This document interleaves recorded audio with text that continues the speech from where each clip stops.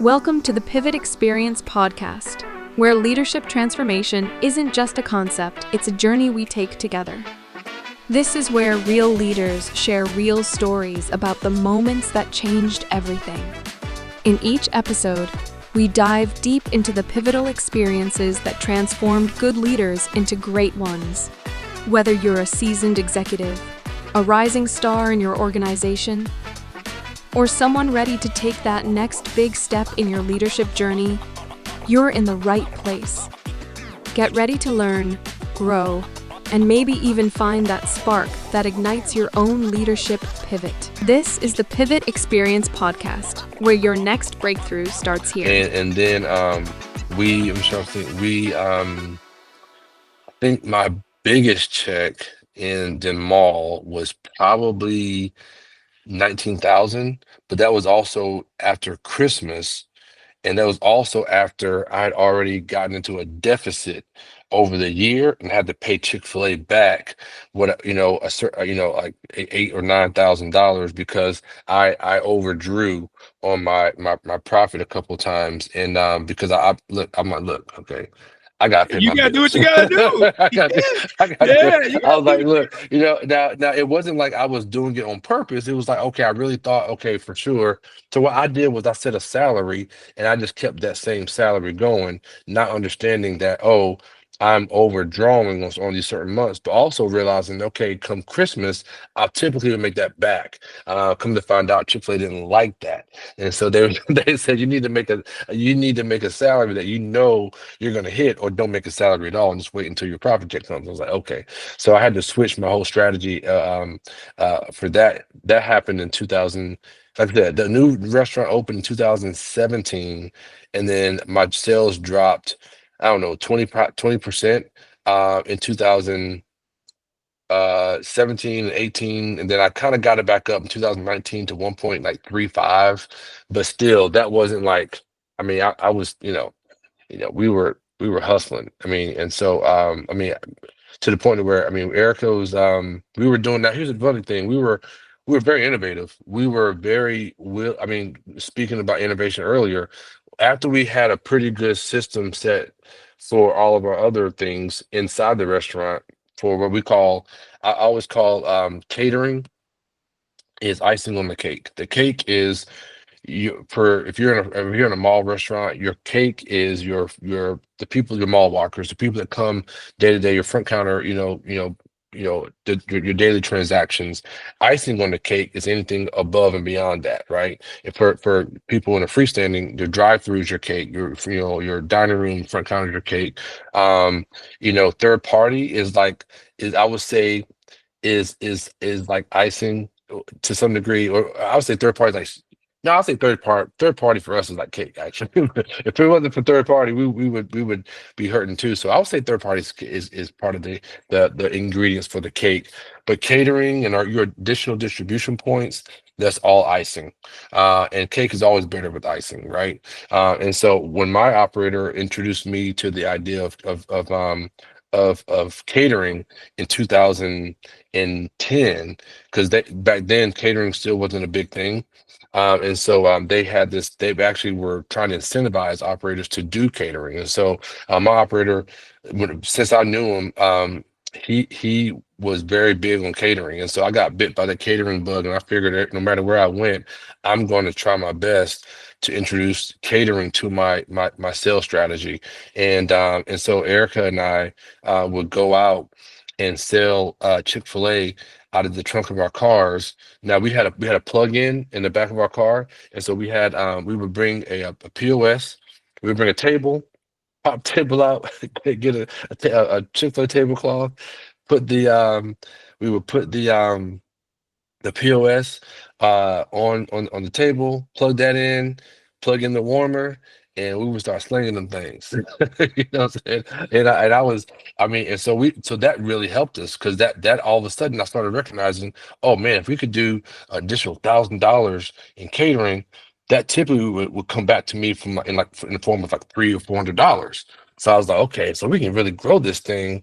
Man, this could really, really help us. And so we started doing about, I want to say we did about $150,000 in catering annually. And this was like all like bootstrap. Erica and I going out, and then finally I got a trailer and had some cars, some vehicles I was able to get, and because the funny thing is, by the way, it's a total side note.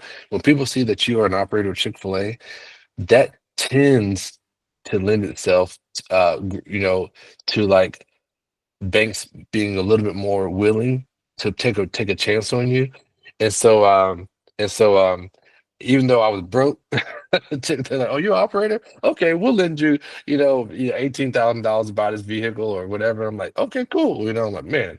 And so I mean, typically it paid for itself with the mileage and stuff like that. But long story short, catering became a big part of our operation.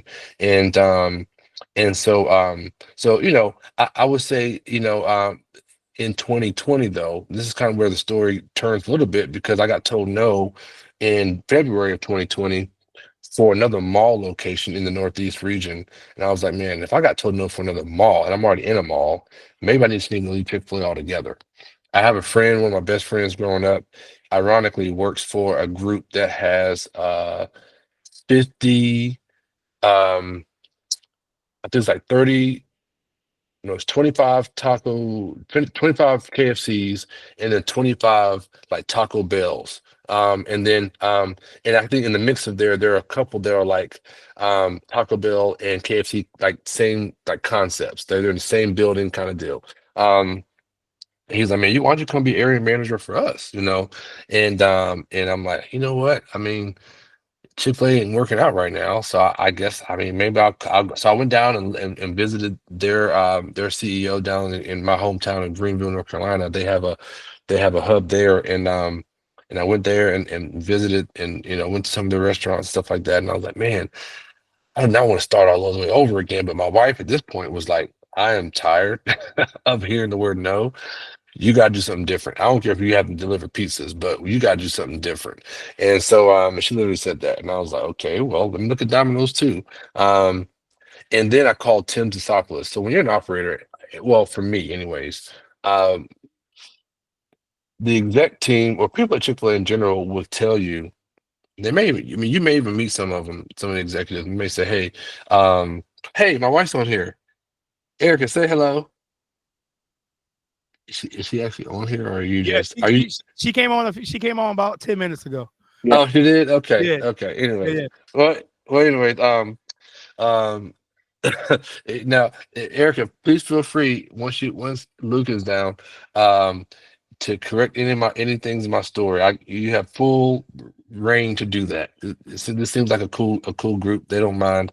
Um, and so, anyways, oh, she's unmuted. Say hello.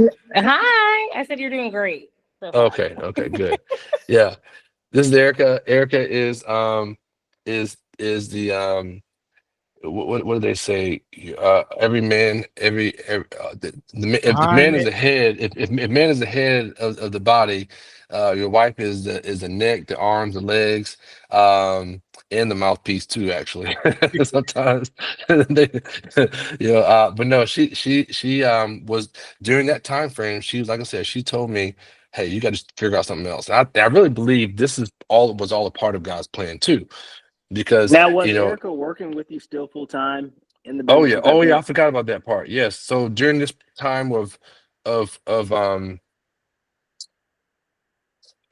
little, if you will, Erica also got a job. So when we were doing the LDP route, or the LDP journey, that we called it the chicken tour, is what we called it, because we were going all over the place. Um, Erica got selected to work at Chick-fil-A corporate in their training department. And so that was huge for us, because that was extra income coming in that really helped us pay the bills. And it actually made a big difference later on, because when you work for Chick-fil-A corporate back then, this is before they changed their pay thing, um, uh, their pay structure. Um, but back then they were matching, like even if you weren't contributing to your 401k, they were still contributing to your 401k, which was huge because later on we had to cash out her 401k to pay some bills. And it was actually pretty significant. It was actually really significant. And like I said, she wasn't even contributing. So I was like, man, this is great. But all this was part of God's plan, because when I went down there, I immediately get back, and I said I sent a message to Tim Tassopoulos, who was our previous COO, and president of Chick-fil-A. I sent a message to him, to Polly, his assistant, to have a conversation with him. I had met Tim. Tim actually was a part of my graduation from FRL, and he said, "Hey, anytime you guys needed something or need to talk, just please feel free to call me." I said, "Bet." Okay, you don't get to tell me twice. I mean, and so Dan said the same thing.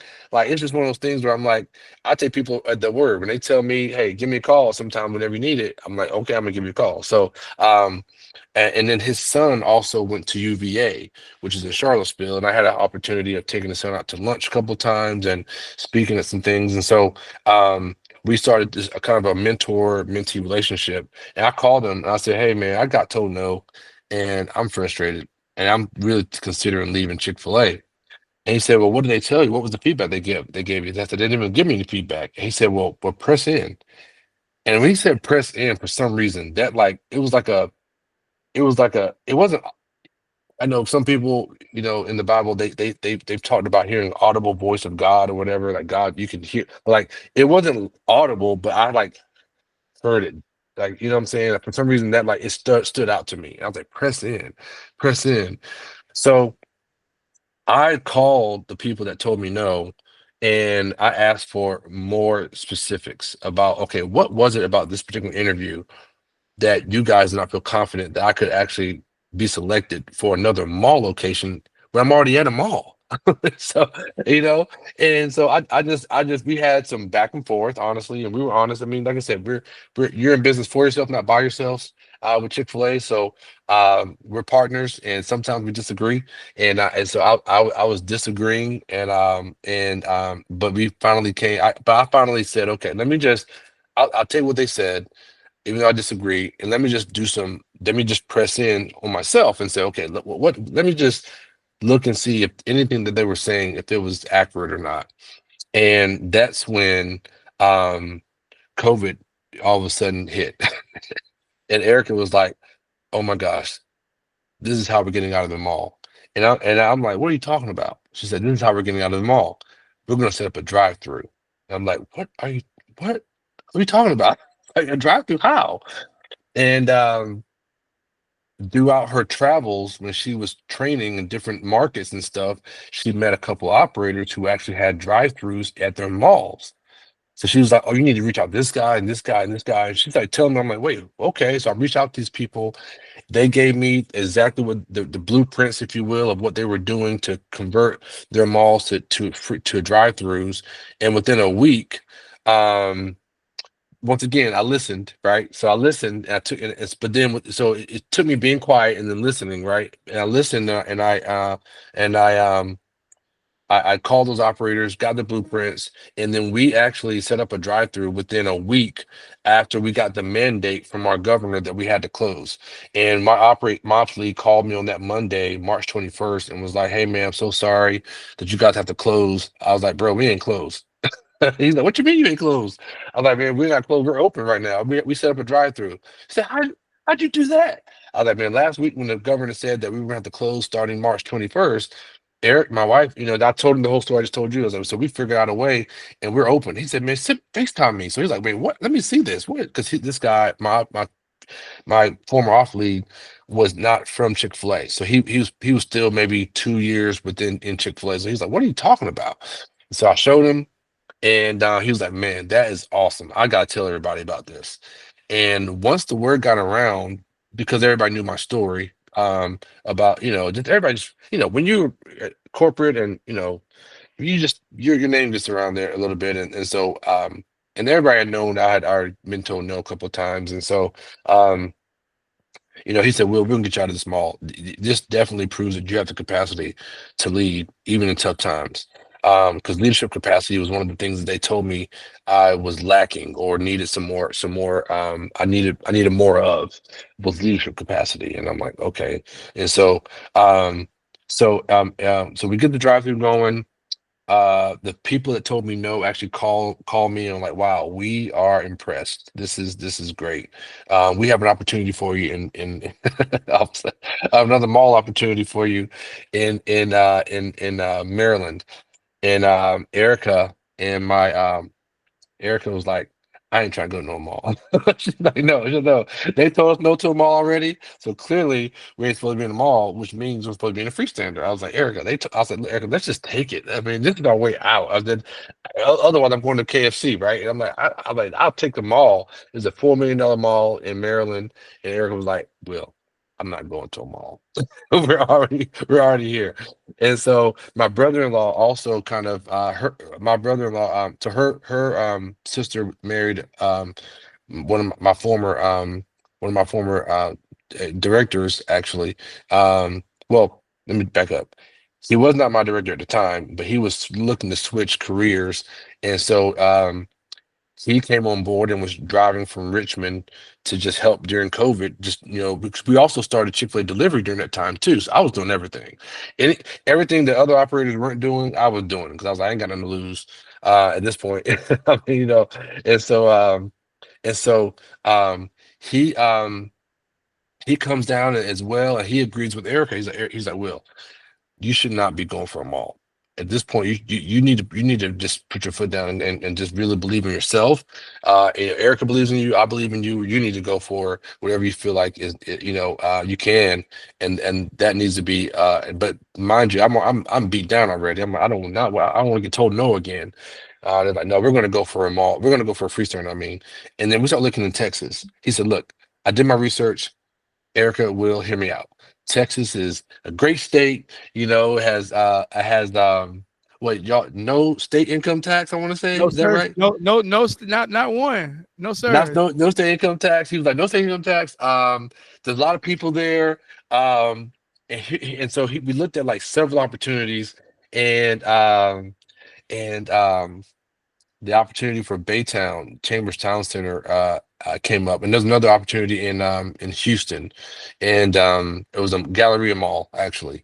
That mall had just gotten spoken for, but the guy who was interviewing me was like, "Hey, Chambers Town Center could be a good look for you. There's not a lot of people looking to go to. I mean, no offense to Baytown, okay, let me just say that. But he was like, we don't have a big candidate pool for that. Which also I'm like, what's that mean about me then? What I'm saying? But he's like, hey, you know, you should apply for a Baytown and or for a Chambers Town Center in Baytown. And so I said, wait, what's the volume? He's like $9 million. I'm like, they just told me no to a $4 million mall. Then they told me I could get a $4 million mall, but they said I couldn't do a $6 million freestander. So I mean, I said I don't know because Will, if you apply for it, this could be yours. And he didn't guarantee it, but he was just like, I really believe in your story. I believe in you, and I think this could be a good fit for you. So I'm like, okay, cool. So I went up against two other guys and was selected for it. And then the opportunity for the location here, Frederick Boulevard in Portsmouth, Virginia, came up. The same guy who told me yes for Baytown actually was the business consultant for the store in Portsmouth when it first opened. So he was like, "Hey, well, I know that store. I mean, like back in my head, I know that store because I was a grand opening business consultant for that store. That actually might be a better fit." He said, "Well, look, how about this? If you get told no for that location, you still have Baytown, you still have Chambers Town Center. So either way, you're getting out of this mall."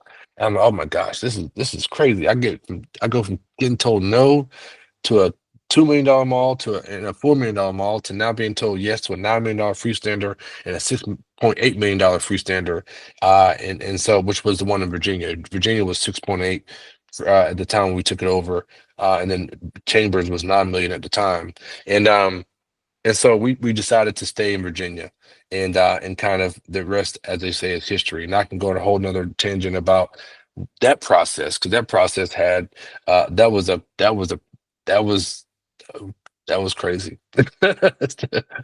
But anyways, that's how I got to where I'm at. And that, going back to resilience, right? Like, just really, listening, being quiet, and just, really, asking God to lead me and guide me, and then but that takes being humble, takes being quiet and listening. So yeah. Man, so this was a very loaded story for me. A lot of huge takeaways from this. Like I keep dinging in my head, and you correct me if I'm wrong. Like you went from LDP at X per year into that mall for however long, and those incomes sounded very comparable. Actually, you probably was making more money in LDP with the expenses paid than Oh yeah. Oh you man. was as an operator. Oh man. And so to Because still back have then they pay for your car too. everything. Yeah, they pay for everything, man. So yeah, it was. So I had to get a car when I left LDP. I had to go get a car because we sold our car when we were managers at Chick-fil-A. Because I forgot to tell that part of the story. Sorry, I was a manager at Chick-fil-A as well for 2 years in Indianapolis, Indiana, before I got the opportunity to go to LDP. And so we knew if we got it, we were gonna. And now we try to save money. And so trying to get our credit score up too. And so we sold our car, and a friend of ours let us borrow their car for about 6 months. So we were like, man, we don't have a car. And so but Chick-fil-A provided one for us for 2 years. And so when we graduated from that program, we had to go buy a car. So that was another expense that we didn't have. But yeah, I was making more as an LDPer, if you will, than I was an operator at that point in time, which is crazy to say. No, I mean, I think your story is littered with sacrifice. Your story is littered with resilience. Like, I think that one of the biggest things, and we'll open the floor for questions and comments to the people who are on the line. But I say for me, just number one, your candor, like your transparency. A lot of times people are reserved to be able to speak in those contexts about what they're going through, what their story is. They're very guarded and shielded. And I think, if anybody's really listening, the things that you're saying is going to help somebody. Because I mean, I know a little bit of what the future or the current looks like. I've talked to Abram, and I know what you guys has built that restaurant from where it is to where it is now. Yeah. And it seems like it's nothing like, hey man, how are you? This is Luke, by the way. This is Luke, my oldest son. He's 10. Hey, yeah. Luke. But it seemed like, when you could have been like, hey, hung it up. You could have been said, I'm done. You could have been said, it's over. But you kept plugging, and now it sounds like you're in a position to, I guess, extract the best parts of what Chick-fil-A has to offer for you in the current situation that you're in. So no, that was amazing. So I want to open the floor up to anybody who has any questions or comments for Will and anything they want to ask him about his story. This would be a good time to do so. I don't know if we have any questions in the chat per se, but I know we had some comments. I know Marina was on here. She was bigging up Erica.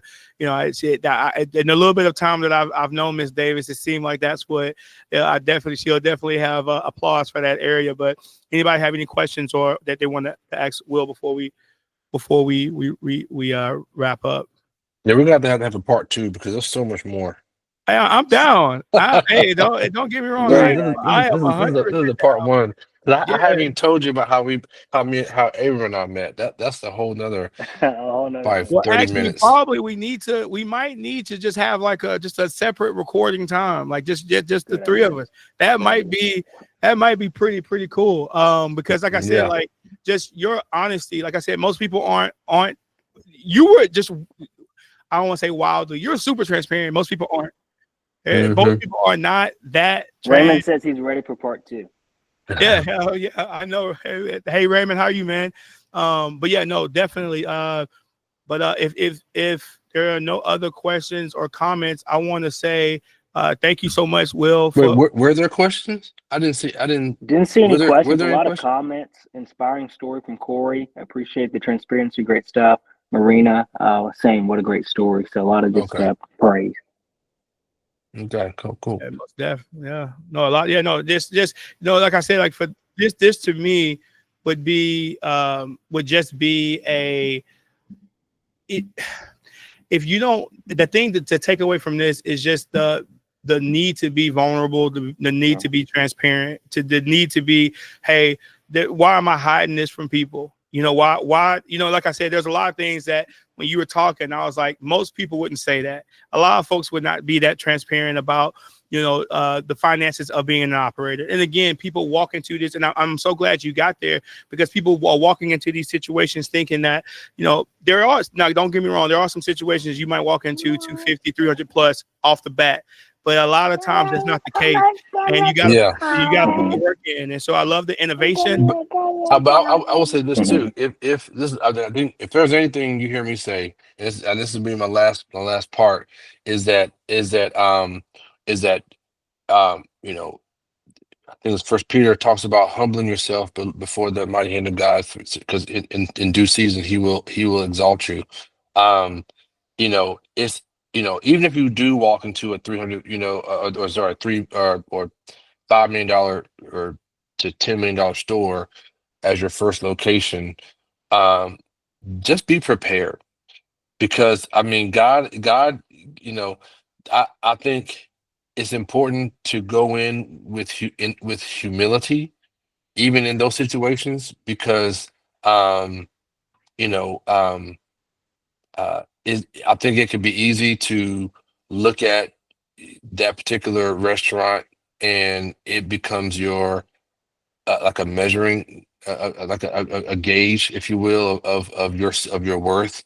And then if that's taken away, all of a sudden you don't have, you know, now everything has been put into that, your volume. I remember my first couple of times at Next, or back in the day with Seminar, the first question people asked was, what's your volume?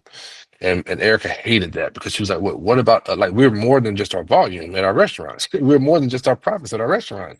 Plus, we were embarrassed to say it, what our volumes and profit were. So we try to make a point of saying, no, how are you? And matter of fact, even Tim Tisopoulos, he says this thing. He goes, how are you? And he pauses and says, really? How are you really? Because that, you know, he wants people to really understand that I don't want to just know about your business accolades or whatever. I want to know about you. How are you doing? And you know, when the first time somebody asked me that, and it wasn't about my sales and profit, it made a huge impact on me. Like, man, and somebody even said, Will, don't put your identity in your restaurant. Chick-fil-A is not who you are. It's what you do, but it's not who you are. And I think if there's anything, is to know that this is not who you are. You know, whoever it is, if you're going for a store or not going for a store, whatever the case is, you find out who you are outside of Chick-fil-A. Because Chick-fil-A is not going to be. Matter of fact, I remember hearing Dan Cathy saying this, and it kind of freaked me out. But he was like, he said, first of all, he's like, we don't have the best chicken. We don't have the best chicken in general. We don't have it. He said, we've been tremendously blessed, and sometimes I feel like it's not even deserved. I don't know why God, you know, but God has blessed us. He does. He mentioned, because of our principles that are founded on things from the Bible. But he was just saying that, you know, Chick-fil-A, one day Chick-fil-A may not be here. And I was like, Lord, help him to be there for me to get a free stand, Lord. You know, but when he said that, it kind of, that also hit home too. I was like, man, one day Chick-fil-A is not going to be here.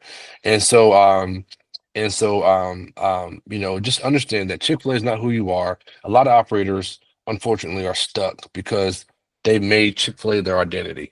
And so the thought of retiring and trying to do something outside of Chick-fil-A is daunting to them.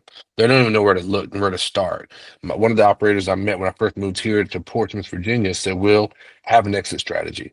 He said, you know, just start thinking and allowing yourself to think about what life will be like outside of Chick-fil-A, because one day it will come. And the last thing you want is for it to come and you're not ready for it. You're not ready to think about your life outside of Chick-fil-A. And so I started thinking about it. Yeah, and I don't plan on leaving Chick-fil-A soon, but I'm like, God, if the door, if you are calling me, he said, Will, I'd rather you be called away from Chick-fil-A than for you to be running away from Chick-fil-A.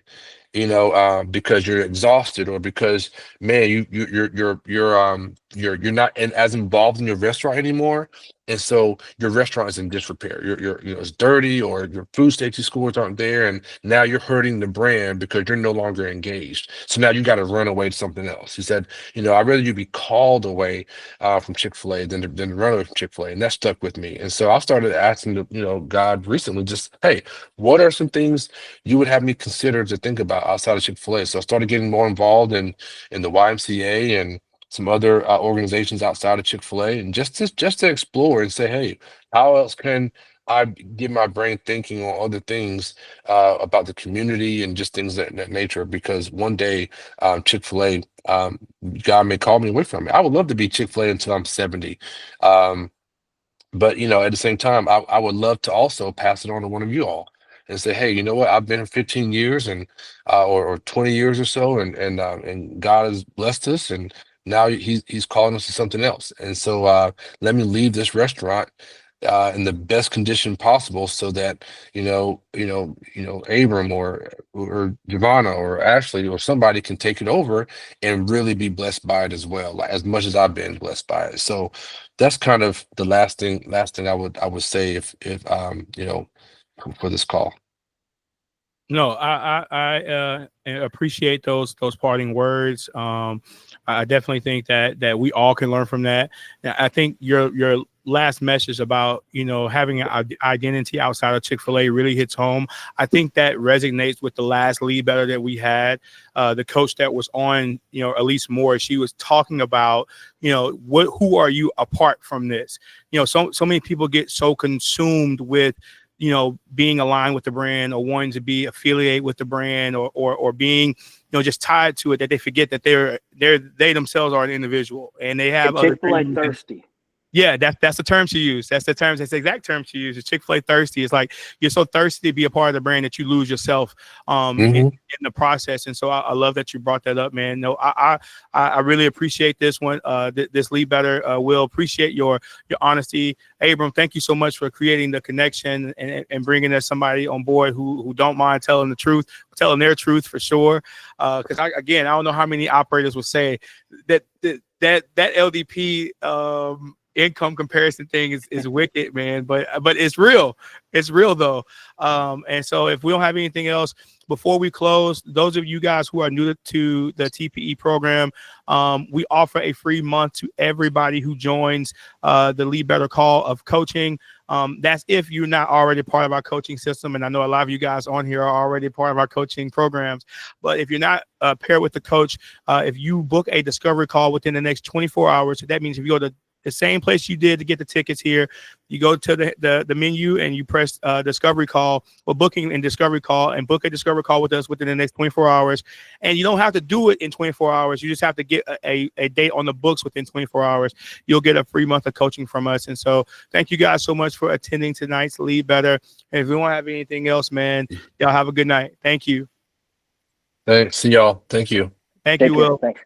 All right, my pleasure. Bye. All right, everybody. 1, 2, we down to core. All right, we're down to the peeps. Let me stop recording. Manage. Stop. Who almost thought that. Hey guys, what's up? It's your friend, Pastor John R. Adolph from the Antioch Church in Beaumont, Texas. And I just want to slip this in right quick so you'll never forget. It's all about progress over perfection here at TPE. Tap into the Pivot Experience, where we help young, hungry entrepreneurs move on to the next step.